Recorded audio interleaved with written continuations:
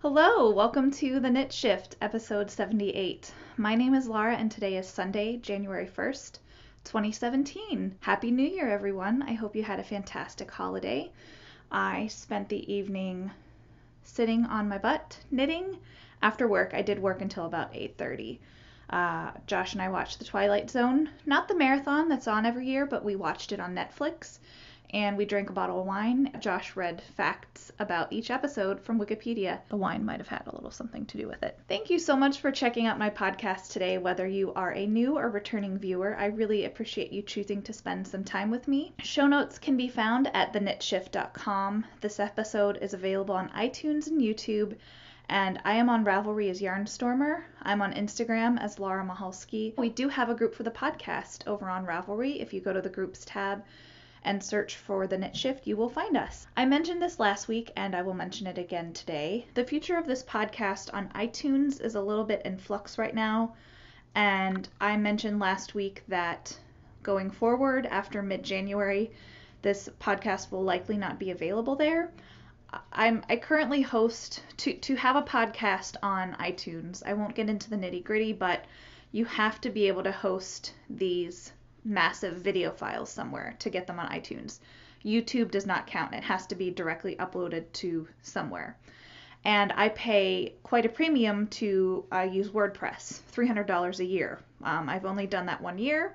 If you watch this podcast a long time, you'll remember that early on I really tried to keep my episodes super duper short so that I didn't go over my maximum allowed.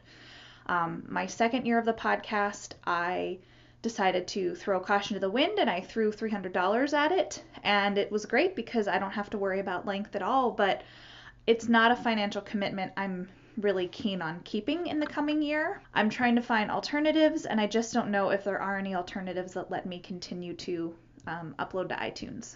It'll always be available on YouTube, that's no problem, but iTunes is the tricky part, and I have heard from a few folks who said they just can't do YouTube because of streaming issues. They just can't use it's too much for their internet connection, and I completely understand that. And it does make me sad, though, that some folks will have to stop watching. So I am looking into other options. Oh, here's Gracie coming to say Happy New Year. Hi, Bubba. Yeah, hi. Oh, everyone's hearing my crazy dog lady voice. Oh, yeah. Oh, yeah. Oh, hi. Oh, hi. Okay. So that's the only bit of administrative stuff. If you missed last week, I highly recommend you check it out because there was so much to talk about my trip to New York, and I did quite a bit of yarn shopping while I was there, and I bought a spinning wheel, and I talked about that a little bit, so I hope you'll check it out. This episode, we are going to talk about one new work in progress. I have no FOs to share with you. And we're going to talk about how my knitting was in 2016, basically. If you watched last week, you will have seen that I finished my sock yarn blanket after almost 4 years in progress. So what else was I supposed to do except start a brand new blanket? So that's my work in progress this week. Right now, this blanket is living in a Ziploc bag because it is approximately 1.5 squares. I started this on New Year's Eve. This pink yarn is Jill Draper Makes Stuff Esopus sock yarn, and I don't recall the colorway name, but I knit a shawl out of it in 2015, and this is yarn that someone gave me. I don't even know who. I'm knitting this on size 2 needles. I'm making this bigger than my other sock yarn blanket. My first sock yarn blanket I cast on 31 stitches. For this one, I'm casting on 51. This square took 5 grams of yarn, which is about what I was hoping for.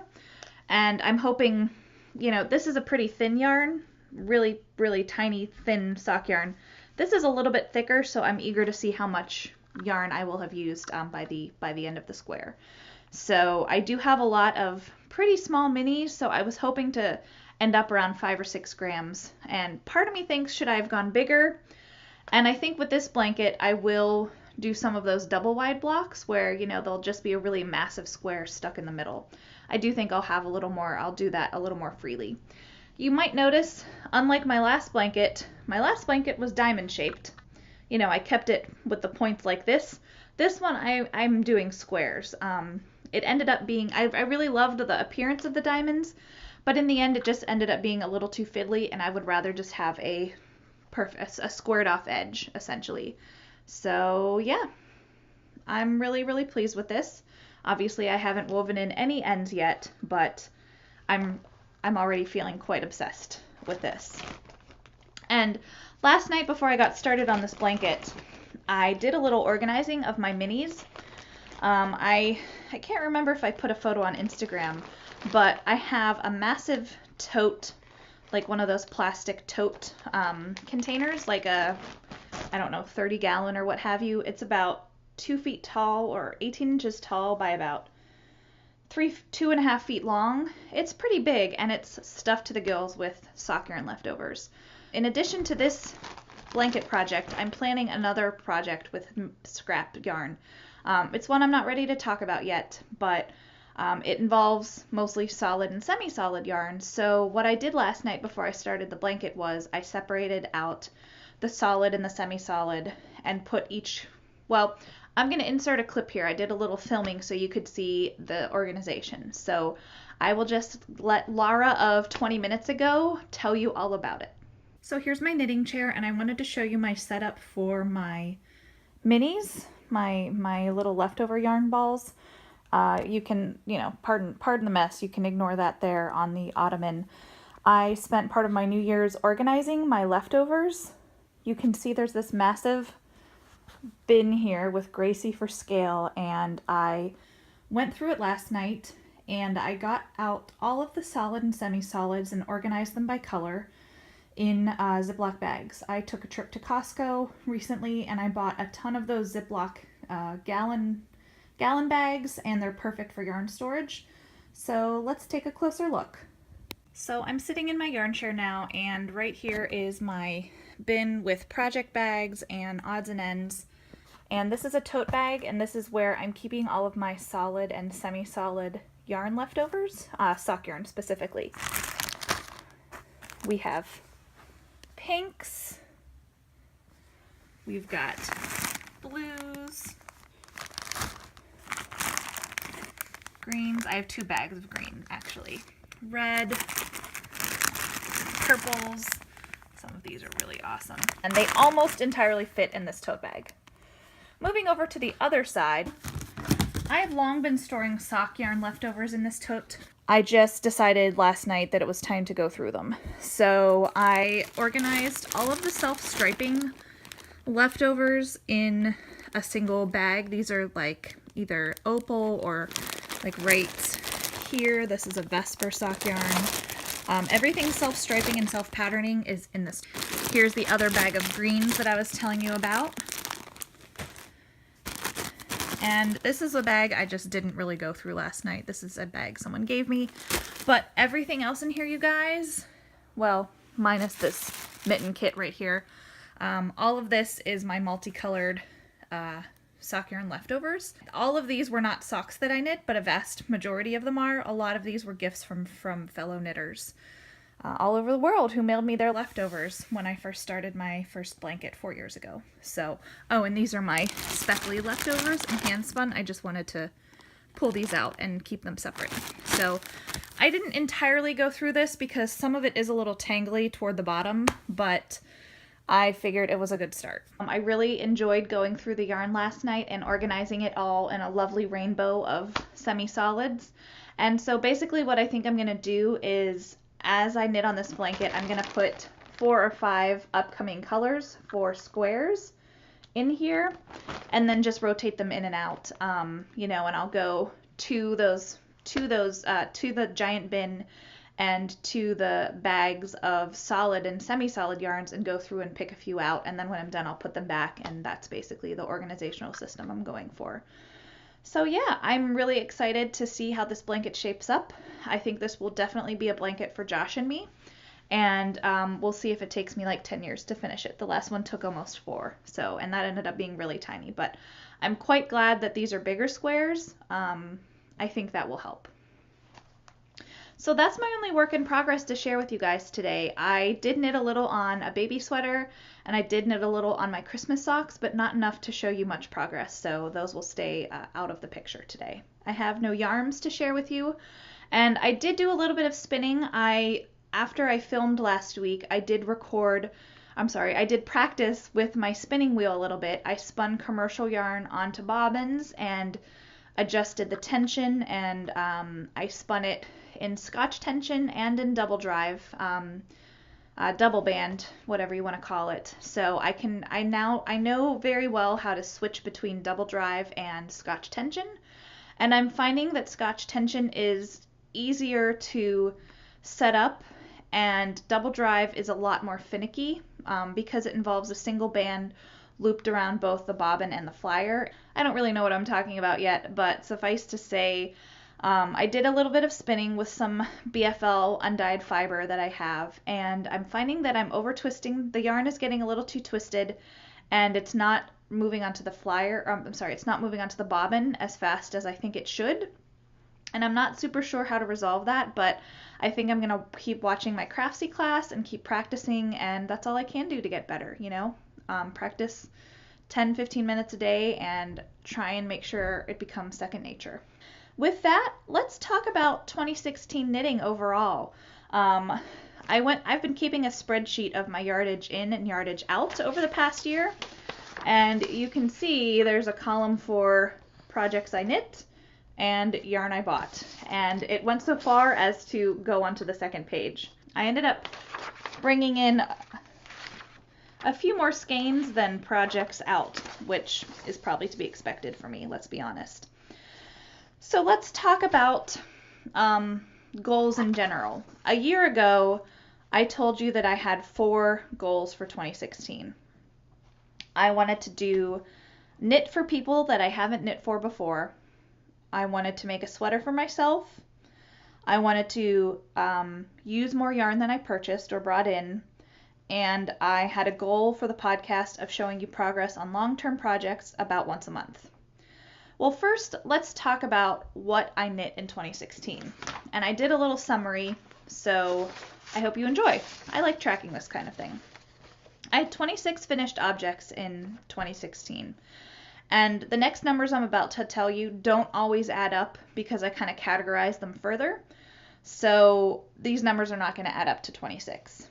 I knit 15 pairs of socks this year. I knit 12 adult pairs and 3 baby-sized pairs of socks. And just for the record, 12 of those pairs of socks were gifts and 3 of them were for me. So, yeah, I really did a lot of sock knitting this year. My goal is always to knit at least 1 pair a month. And I have a lot of socks. If you follow me on Instagram, you will have seen that I reorganized my sock drawer on Christmas Day. I probably have 50 or 60 pairs of socks that I've knit for myself, and I love them. And I'm always happy to knit myself more socks, but I really get a lot of joy out of knitting for others. So I'm okay with that ratio of keeping 3 pairs and giving away 12. I knit 6 adult accessories this year. I knit 4 shawls and 2 hats. 5 of the objects were for me, and 1 was a gift. And the one that was a gift was the Eyeblink shawl that I knit for my sister-in-law, which she loved. That was a Christmas gift. I knit 1 random thing, which was an ornament for my niece, and that brings me to the last category, which is baby and child. And this is where really it feels like the bulk of my knitting was this year.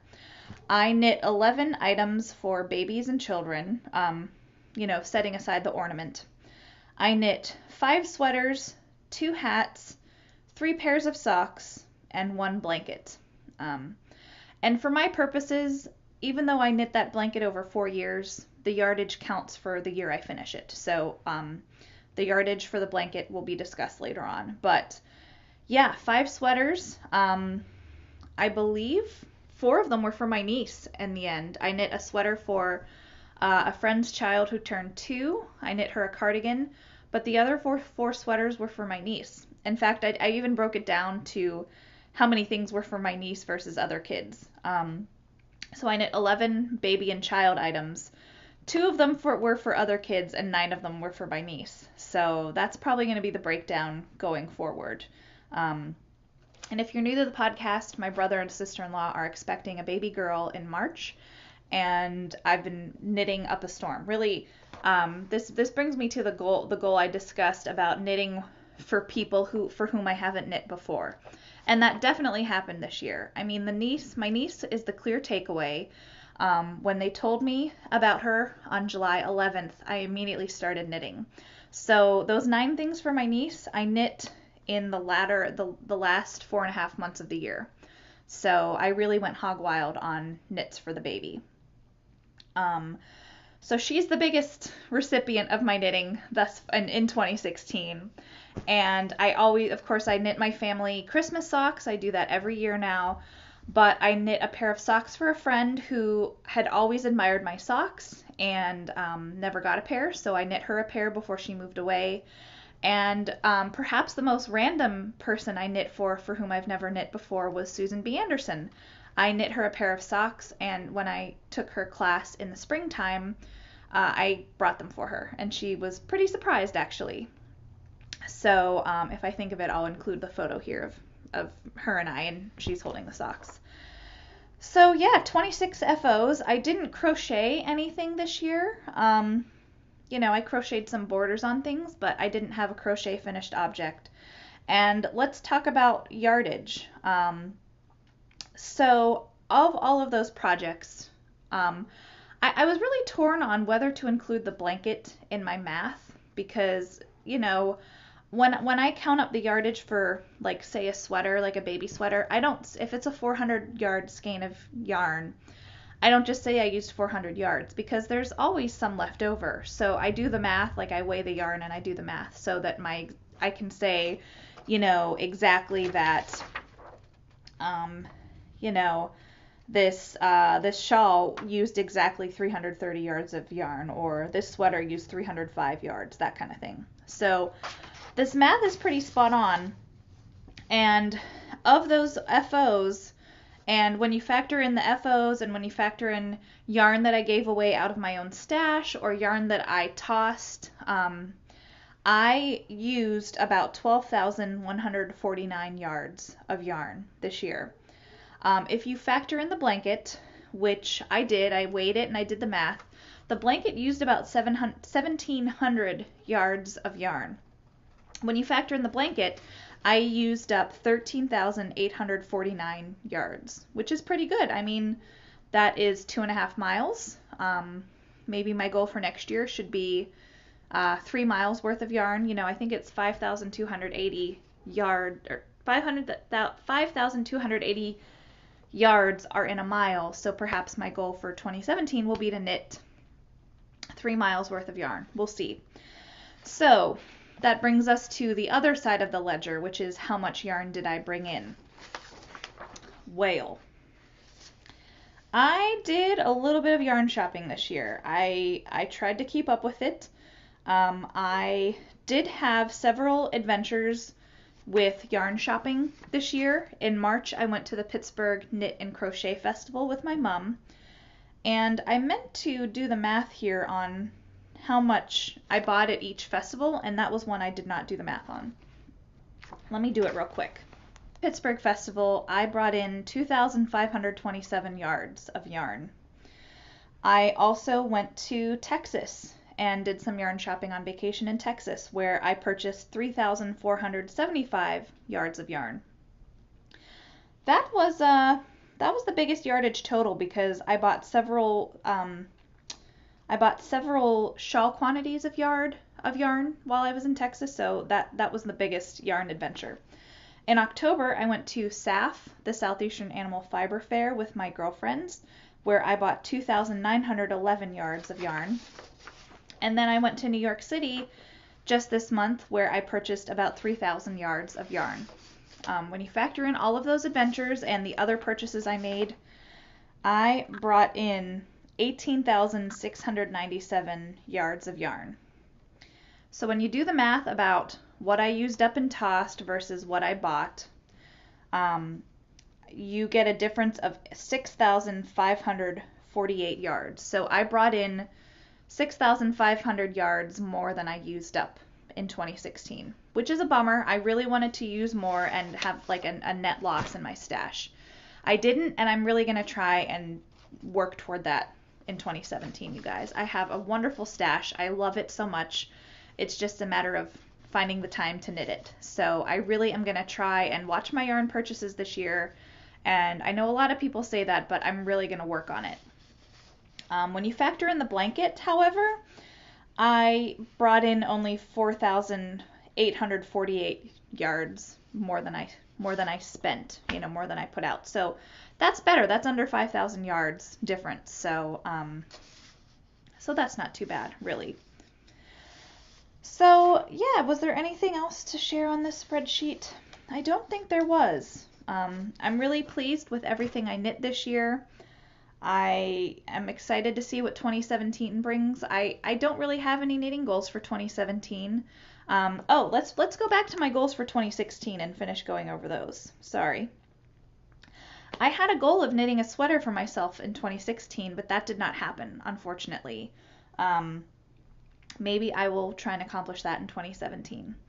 And I do think I did a good job of showing you progress on long-term projects throughout the year. I plugged away at this blanket and I tried to show you the blanket when I had updates. I showed you my pie shawl, which is still in the works. I feel pretty good about how that goal went.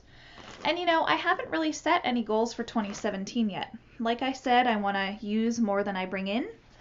I do want to get better at spinning. I really hope I can master my wheel, or at least become more familiar with it in the coming year. And I look forward to making more things for my niece. I hope to make her a toddler sweater. So that's really it. I maybe I'll think about it more, but I didn't really have my act together and think of any goals for the coming year to share with you guys today, except to use more than I bring in, essentially. And with that, I think that's everything for today. I'm off today and tomorrow, but those are my normal days off, so I don't have a holiday weekend. But I'm making soup tonight for Josh and me, and I think we are going to go see La La Land tonight. That's the musical with Ryan Gosling and Emma Stone, so I'm really looking forward to that. So I hope you have a fantastic New Year's weekend and that it's nice and relaxing and peaceful and full of all the things that make you happy. I'll talk to you soon, guys. Bye.